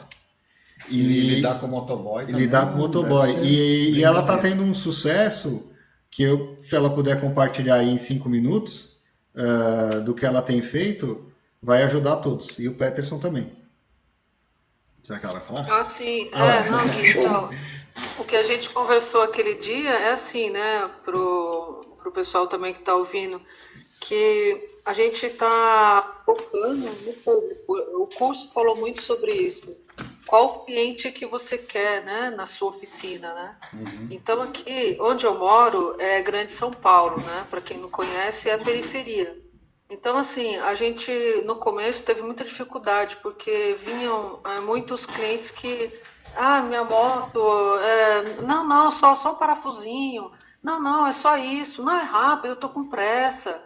Então a gente começou a focar naquele público um pouco que pensa mais assim, por exemplo, não é só o motoca que quer aquele serviço rápido, é o cara que trocou, por exemplo, ele estava com carro por causa da dificuldade do trânsito, ter que ir para São Paulo todo dia e voltar, aí pegou uma scooter, uma motinha melhor. Ele não quer só aquele serviço rápido, ele quer qualidade. Ele quer que você olhe direitinho a moto, que você faça manutenção, revisão. Então, assim, a gente está conseguindo ganhar esse público, por quê? Porque a gente está prestando qualidade. Eu falei para o Gui que aqui da região ninguém faz checklist, só para vocês terem uma ideia. No começo, o pessoal achava até estranho, checklist? Tipo assim, o que é isso, né? Então, a gente começou até a disciplinar os clientes e, assim, a gente percebeu que cliente mesmo que quer essa mudança gostou muito e tá vindo com a gente. Agora, aquele que não, deixa, cadastro, para que cadastro? Tem gente que é muito desconfiado, né? CPF, para que você quer meu CPF? Aí, assim, esse também a gente tem que colocar na cabeça que não é o perfil, né, que a gente quer. Sim. Precisa ficar lutando, né, por isso, né? Às vezes o perfil que você justamente, né, que você falou, né, o perfil que você estava trabalhando não seria o perfil que iria levar a tua empresa ao sucesso. Você estava insistindo, né, com uma coisa que talvez não ia dar futuro para a tua empresa. Isso mesmo. O que acontecia, Marcos? A gente estava trabalhando muito mesmo e o resultado estava bem pouco. Então agora não, o que a gente percebe? A gente trabalha bastante ainda, mas o lucro é maior, a gente tem menos dor de cabeça, menos retorno, fora que seguindo todos os padrões que a gente começou a adotar. Isso tem mais ou menos de 1 ano para cá que a gente começou a trabalhar com o motor. A gente começou a padronizar, seguir, fazer o checklist, ter padrão para elétrica, mais ou menos o que o curso anterior falou, né? A aula anterior falou. E assim, a gente está aprimorando, mas assim, é muito legal porque a gente já está vendo os resultados, sabe? Não adianta reclamar do cliente, né? Na verdade, o que a gente tem é que, assim como o cliente nos escolhe, a gente também tem a oportunidade, tem o direito, o privilégio de também poder escolher o cliente, né? E a gente consegue fazer o que você fez, começar a mudar a mira, né? Eu costumo mandar os clientes crica, né? Os clientes que é zica, eu mando para os meus concorrentes. A gente também tem um aí na rua mesmo. Quando é aquele, sabe, bem chorão, que quer uns negócios que não tem cabimento, a gente fala, o carioca aqui na rua faz, vai lá. Eu dou um jeito lá, falo, olha, eu não vai ter que agendar, mas tô com um pouco espaço aqui, já dou o telefone do concorrente lá e ele vai para lá. E é assim, né, a gente tem que ter argumento para vender, né? Tanto para aquele cara que encontrou mais barato, e você vence o cara que encontrou mais barato com argumento técnico, quer queira ou quer não, né? Alguns você consegue converter a partir do momento que você toca no quesito garantia. Eu tenho condição de segurar uma garantia. Será que o cara que você está me falando aí também tem? Né? Se ele tiver, aí o cara vai decidir. Normalmente a gente consegue converter. Se você não conseguir, se o cara fala, não, eu vou levar no cara da garagem lá, né? Vou fazer lá com o cara, paciência, não é o cliente que você quer, não é o perfil que você quer. E já aconteceu muitas vezes desse cara voltar e e tirar o chapéu e falar, não, eu me arrependi mesmo, ó, são muito poucos, né, que fazem isso, né, que tem essa humildade de falar, não, realmente eu quebrei a cara, né, agora eu vou fazer direito. Mas já teve. Aconteceu isso, já aconteceu isso, Marcos, aqui na oficina, acho que uns 3 casos assim. Eu pego uns 3 por ano também lá. Aí voltou e falou, aí volta até mais bonzinho assim para lidar. E tem um negócio também que é o custo de oportunidade. O que seria o custo de oportunidade? O que você deixa de ganhar por estar fazendo aquela atividade? O que eu quero dizer nesse caso? O que você deixa de ganhar por estar fazendo uma ordem de serviço que você teve que jogar o preço lá embaixo? Às vezes o risco ele não é válido para isso. A partir do momento que você tem tudo mensurado, lógico, o feeling do negócio ele vai mandar mais do que qualquer Excel. A semana passada aqui conversei bastante com o Marcos se eu deveria atender um cliente ou não. A gente chegou à conclusão que, por mais que o orçamento fosse elevado, né, o custo dessa operação ficaria exorbitante no quê? Na questão do desgaste, no desgaste emocional dessa ordem de serviço. E, Marcos, eu falei aí em questão disso, mas eu mudei esse conceito na empresa. Após eu sair do operacional e trabalhar mais na gestão. Então, hoje, esse tipo de coisa eu já tenho um argumento, porque eu acabei virando um vendedor bom, um cara que entenda do que eu faço e consigo colocar isso na cabeça do cliente. Então, mesmo ele tendo esse pensamento ainda, porque chega muita gente assim, né? Então a gente tem que ter o jogo de cintura, né? Mas, sim, por sorte, já tô bem melhor já. Já tá bem, saindo bem. O perfil mais... Já muito resultado. O perfil mais perigoso pra gente não é aquele que encontrou mais barato e nem aquele que não tem o dinheiro. Aquele que não tem o dinheiro para pagar, ele quer fazer com você, ele só não tem o recurso. Aí cabe a questão das formas de pagamento. Agora, o mais perigoso para o nosso negócio é aquele cara que não enxergou o valor. É aquele cara que falou, nossa, tudo isso para fazer só isso. Então é com esse cara que você tem que ficar esperto, porque se começa a se repetir isso, significa que você não está sendo capaz ainda de construir o valor necessário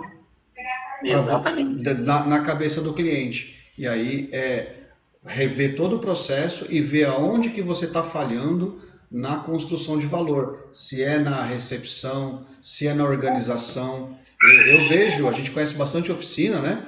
E a gente mata assim, algumas coisas do tipo, às vezes a oficina, ela não é aquela oficina super tecnológica, mas ela é limpinha, organizada, isso vende, né? Porque você imagina um cara que está saindo, está entrando para fazer um pagamento e recebe lá, tem lá a nota fiscal, o recibo, e ele vai desembolsar R$2.000. Só que no caminho ali ele enxergou, ele viu lá a ferramenta jogada no chão, ele viu uma marmita que o cara comeu e largou ali em cima do carrinho, né? Ele fala, poxa, é nesse ambiente que eu vou gastar R$2.000, né? E se você está tentando aprovar o orçamento com ele, aquilo ali são mensagens que você está passando para o cara que desvaloriza o teu negócio. Então, rever o processo desde a recepção, como você está recebendo esse cliente, até a hora do cliente subir para pagar. Se ele tiver certeza de que está valendo a pena, você não vai ter dificuldade. Porque ele pode chorar ali na hora São 2 momentos que ele vai chorar, né? Na hora da aprovação, que ele vai olhar para trás e vai ver o que você construiu de valor até aquele momento da aprovação. E depois muitos choram fora de hora, como o Guilherme falou, né? Lá na hora de pagar. Na hora de pagar não é mais o local para se chorar, porque tecnicamente a aprovação já serviu para isso, aquele momento, né? Já passou. Mas fica ligado, né, nesse cara que fala assim, meu, tudo isso para fazer só isso. Então esse que é o mais traz mais risco para o teu negócio. E você não Marcos, tá que nem eu sabendo. que eu venho da parte elétrica, né? Então, meu pai tinha uma auto elétrica e eu tô mudando para o centro automotivo. Os caras têm um conceito assim, eles não querem pagar para trocar uma lâmpada de pisca X valor, eles querem colocar preço no valor da lâmpada e não no serviço. Então, eu tive que trazer essa outra parte da mecânica que eu tô trazendo hoje para ver se eu tenho mais rentabilidade, porque só na parte elétrica não tinha como sobreviver. Os clientes já acham que a parte elétrica é simples, que é não queriam dar valor, né, no serviço. Então, eu trazendo a mecânica um pouco mais cara as coisas e tem mais mão de obra mais rentável, eu consegui, assim, hoje nós está sobressaindo nesse momento, nesse cenário que estamos vivendo, né, e estamos tendo uma gama de clientela gigante por ter trazido isso para nossa área. pessoal, deu 10 e 5 aqui, mas eu gostaria de estender um pouquinho, que tem uma pergunta-chave aqui da Josi. Eu acho que vale a pena esse bate-papo. Ela está perguntando aqui para nós como é que a gente lida com o cliente trazendo peça. Bom, eu posso dar os meus exemplos. Funciona assim, Josi. Eu posso até passar para vocês. Quando eu mando o orçamento, no campo rodapé, ele está escrito sobre. No campo rodapé, é que eu fui ler a pergunta do Peterson aqui, desculpa. Ele está escrito o prazo de entrega, tá bom? Tá escrito, prazo de entrega, as formas de pagamento, a garantia, e eu aprendi com uma moça especializada no setor. Está descrito as condições deste orçamento. O que quer dizer as condições deste orçamento? Este orçamento contempla a solução completa de manutenção do veículo. A Hawks é fornecedora de peças e serviços.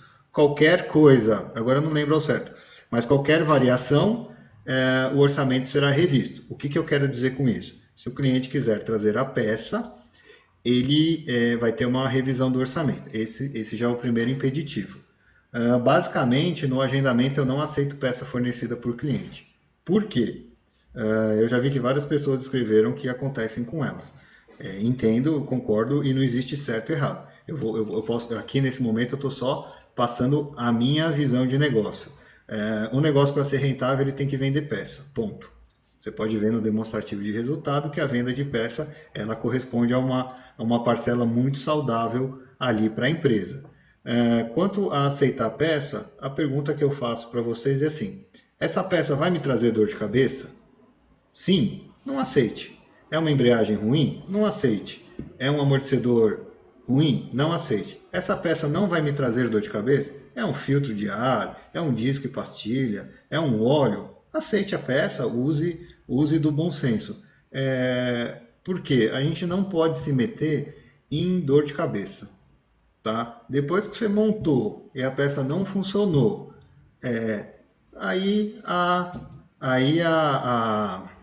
como que eu posso dizer? M. Aí a M já está feita, porque foi mão de obra, foi isso, foi aquilo. Eu parei de aceitar a peça, já tem bastante tempo, exceto, tá, como que a gente funciona lá na Hawks. Exceto, por exemplo, chegou uma BMW que custa R$ 4.500, uma bomba d'água, só a concessionária tem. Se eu comprar a peça e revender, o cliente vai me chamar de, né, ele vai comprar pelo mesmo preço que eu, ele vai ficar insatisfeito comigo. Aí eu direciono para aquela concessionária, para aquele vendedor, porque aí eu sei a procedência. Mas, resumidamente, é assim que eu trabalho, mas não existe uma resposta para o mercado. O mercado é muito dinâmico, é só você olhar a movimentação que o Mercado Car tem e os e-commerce tem. O que vocês acham de Peterson, que falou que foda? Aí a própria Josi. Conta um pouco para nós aí, Josi. Cadê? Então, tenho muito problema lá com isso, porque eu passo o orçamento, aí depois eles querem levar a peça. Eu deixo bem claro que eles podem sim, né, no caso, os antigos que meu irmão deixou, né, porque acontece isso porque permite, né, então meu irmão permitiu isso anteriormente, né, e agora que eu entrei faz um ano e pouco, eu já não gosto dessa forma de trabalhar. Tá. Porque quando eu vendo a peça, a garantia é toda minha. Sim. Né? E quando a peça vem de fora, e acontece da peça dar problema, eu cobro uma nova mão de obra. Então, eu deixo bem claro isso quando eles querem levar a peça. Quando eu falo isso para eles, já cria uma barreira, entendeu? Sim, Então, sim. meio que fala, não, peraí, então se ela dá a garantia, ela dando a peça, e se eu levar a peça, ela não me dá a garantia, então eu vou deixar ela comprar a peça. Então, está acontecendo muito isso hoje, entendeu? E aconteceu um fato, que nem vocês estavam falando agora, um cliente meu foi lá, aí o carro dele estava em outra oficina, porque ele falou que o carro dele quebrou no final de semana e eu não trabalho sábado, né? Mas enfim, nem me ligou nada, ele só levou em outra oficina. Aí ele trocou a bomba d'água e a correia com essa outra pessoa. E foi perguntar para mim, que agora deu problema, né, no motor dele, qual que era o procedimento. Enfim, eu falei para ele, se fosse aqui na minha mecânica, eu te daria todo o suporte e faria a garantia, né? Mas aí agora eu não posso. Aí ele falou, mas você não me dá um laudo? Não, eu não dou, ele não fez nada comigo, né, gente? Então a gente tem que ser bem, né? Eu não sei o que ele fez lá, né? Mas a outra pessoa que ele levou não estava dando a garantia para ele. Então, assim, é bem complicado e é real, né? Isso que a gente fala quando a pessoa quer levar a peça. O que eu posso dizer para vocês nesse caso é que é o seguinte: a prática de mercado, ela fala para você fazer o cliente assinar um termo e que você não vai dar garantia. Se a situação esquentar e for para a esfera judicial, a gente perde, tá? A oficina perde, ela é corresponsável porque ela aceitou em montar a peça. Se é justo ou não é justo, eu acho que não é justo, mas eu parei de montar a peça de fornecida por cliente por causa disso, tá? Na justiça a gente perde, a gente é solidário com isso aí. Só que tem um negócio que eu queria passar para vocês, que é o seguinte, chama curva elástica e curva inelástica. Eu vou dar um exemplo bem simples e vocês vão entender. O que é uma curva inelástica? Ela não se mexe. Por exemplo, subiu 10% o valor da gasolina. Não caiu 10% a demanda da gasolina. Não caiu quase nada. Por quê? Porque todo mundo precisa da gasolina. Agora vamos falar de eletrodoméstico, curva elástica. Foi dado um desconto de 5% no IPI, aumentou 30% a demanda por geladeira. O que eu quero fazer? Dar de exemplo. Traga isso para dentro da sua oficina. Se você se negar 100% a receber peça, será que sua demanda vai mexer ou seus clientes vão entender? Porque se tem um negócio que me tira do sério, na verdade eu acho que é mais emocional do que financeiro a questão de eu não aceitar a peça. Porque uma vez eu fiquei com um carro parado lá 3 dias para trocar uma embreagem, que o dono do carro falou, agora eu não tenho tempo, eu estou trabalhando, qual foi o sentimento que eu tive na hora? Eu não sou importante. Eu não sou importante. O carro dele está pendurado lá no elevador, dane-se, não é a ferramenta de trabalho dele, é a minha. Então foi nesse quesito que eu parei de receber peça de cliente. E peça de suspensão, nem pensar. Porque se fizer barulho, você vai desmontar o carro, vai montar o carro, vai falar que é a peça, ele vai falar que foi a mão de obra, vai virar uma bola de neve. E o que eu tenho de experiência? Eu perco o cliente. Se eu fizer igual você faz, que eu cobrar uma nova mão de obra, que é o correto, eu perco o cliente. Se eu der a garantia, mesmo a peça não sendo minha, der a garantia de mão de obra, eu perco o cliente. Então, reclame do que eu não fiz, mas não reclame do que eu fiz. Tem um outro... Só cortando. Eu estou num bairro de São Paulo que pensa assim. São Paulo tem... anda 10 quilômetros, por exemplo, eu estou no início da Zona Leste, ali na Moca. A gente vai um pouco mais ali para Itaquera, é outro mundo, é outra situação de oficina. A gente vem aqui para onde é o Motors, que é a Zona Norte, já é outra metodologia de oficina. Então, nesse ponto mesmo, é mais um podcast, né? Não tem certo e errado. Mas tem outro custo envolvido também, né? Que se bobear a gente passa batido, que teve esse exemplo drástico aí que você falou do cara que esqueceu o carro lá na oficina porque não foi atrás da peça porque estava trabalhando, né? Mas tem aquele cara que vai trazer a peça errada, né? Ele vai trazer a peça... Mas a embreagem foi errada. Foi errada e depois ele não foi trocar. Então, é esse custo aí que não dá pra gente medir, né? Tem colegas nossos aqui de São Paulo que aumenta o valor da mão de obra. quando o cliente decide trazer a peça. Ele fala pro cara, olha, você vai trazer a peça? A mão de obra estava cobrando R$ 500, então a mão de obra agora é 800, né? Acaba, gera um desconforto, né? Gera um estresse ali, mas é que nem o Guilherme falou, de qualquer jeito você fica numa sinuca de bico, de qualquer jeito você pode acabar perdendo o cliente e ficando com o prejuízo, então é melhor já ficar empatado, então não faz nada, né? Então procura outro lugar. Mas veja que coisa interessante, como a gente precisa conhecer nosso negócio. O Peterson escreveu que na troca de óleo, a carinha sempre fica vermelha. Se o cliente trouxer óleos e filtros, a carinha vai ficar verde. Por quê? Vai cobrar 60, 80, 100, 120 reais de mão de obra e não vai ter custo de peça. Só que é o seguinte... É um falso verde. É um falso verde. Porque no final a Josi até mudou a feição dela porque fica tudo verde, né? Aí você pega e faz 100 OS daquela, no final do mês você não paga as suas contas. Exatamente. É bem complexo. Tá fechado seu microfone, já. Desculpa. Quando eu entrei lá, é porque eu trabalhei há 3 anos atrás com ele, depois eu fui pro ramo condominial e agora eu voltei de novo. Quando eu voltei, eu falei, tô voltando, mas a partir de amanhã vai ser tudo diferente. O jeito que você trabalhava não vai mais trabalhar. E para a receita mudar, a gente tem que mudar, senão nada muda, né?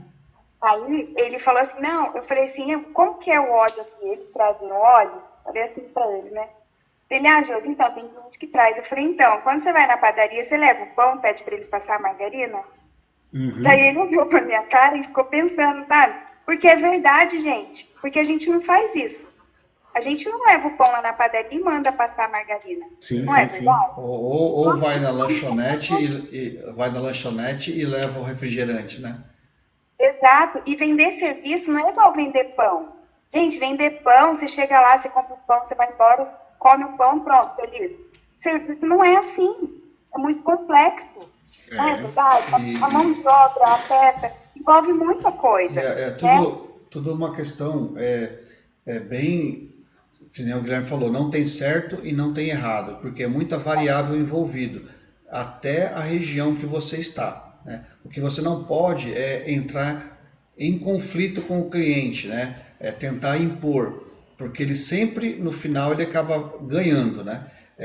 Até se a coisa judicializar, você aceitou colocar uma peça dele e a peça deu problema, se ele levar para frente, ele faz você trocar a peça e, se bobear, ainda pagar a peça, porque ele vai querer alegar erro de aplicação. Mas no frigir ali dos ovos, né, que a gente costuma brincar, né, é uma situação, é uma saia justa, mas você tem que conseguir passar para a pessoa, né, no caso o cliente, uma postura profissional. O que eu estou querendo dizer com isso? Um exemplo, uma peça que custa, sei lá, R$100. Se você está tentando passar para o cliente ela num preço de R$500, vai ficar difícil argumentar até com a questão da qualidade, né? Aí o cara pode se sentir lesado, né? Ou talvez tenha tido uma inabilidade tua em montar o orçamento, né? Aí fica difícil mesmo. Agora, eu justifico numa boa, sem pestanejar e sem abaixar a cabeça, uma margem de 35%, 40% para o meu cliente. E se ele perguntar, eu falo, é isso mesmo, eu coloco essa margem. Eu encontrei no Mercadocar lá, essa peça por R$100, você está me vendendo ela por 140. É isso mesmo, eu coloco essa margem sim. Mas por quê? Eu aponto para ele, olha, você está vendo aquela pessoa ali? Ela é um administrativo, né? Ela não é uma mão de obra direta. Ela está lá cotando peça, ela está lá encomendando peça, ela vai fazer a garantia, se for necessário, ela vai atrás da garantia, tem o telefone envolvido, tem uma série de custos envolvidos na compra de peça. Se eu estou comprando peça, envolvendo custo nessa operação, é natural e é legítimo eu ter lucro, ponto, né? Se você quer que eu compre ela por R$ 100 e repasse para você por R$ 100, tendo toda essa mão de obra envolvida, todos esses custos envolvidos, é injusto, né? E o cara acaba aceitando 30, 40, 45% de margem numa boa, né? Às vezes eu estou tendo até mais, né? Mas eu sei que o preço de mercado tá naquele. Se eu conseguir comprar a peça por 80, melhor para mim, né? O mercado está vendendo a 100, eu vou vender a 140, 145 e eu justifico para o meu cliente profissionalmente isso daí, né? Até a questão da garantia envolvida, né? Que eu vou dar a garantia e fim de papo. Agora, se o cara estressar mesmo, e falar, não, eu vou levar a peça e acabou, senão não vou fazer o serviço, aí é decisão na hora ali, se você vai aceitar ou não essa postura do cliente, e aí é caso a caso mesmo, né? Não, a margem que eu coloco é sempre essa mesmo que você falou, até para ter como conversar, porque eu sei que quando ele vai a mim, ele já sabe os valores que está lá na loja. Tanto é que quando ele me pergunta, ele fala, tá, mas já tá com desconto? Aí eu falo, não, eu não dou desconto na loja, porque eu tenho toda a estrutura, eu tenho a garantia, então eu explico. E tanto é que às vezes ele acaba fazendo comigo, porque ele viu que é só aquilo que eu coloquei em cima, entendeu? Porque quem vê o valor da peça no e-commerce não imagina o custo da operação. A pessoa normalmente ela vai pedir para algum parente ir até a concessionária, aí da concessionária vai para a oficina e quando você for colocar na ponta do lápis, ele economizou em porcentagem algo irrisório, sendo que ele teria todo o conforto. É isso aí, é um argumento também, né? Fala, ó, não vai gastar sola de sapato, não vai gastar gasolina, né? Tá tudo nas tuas costas, né? Normalmente eles mandam um print de algum e-commerce, né? Aí você entra no anúncio e printa o valor do frete e o prazo de entrega. Aí você já resolve bastante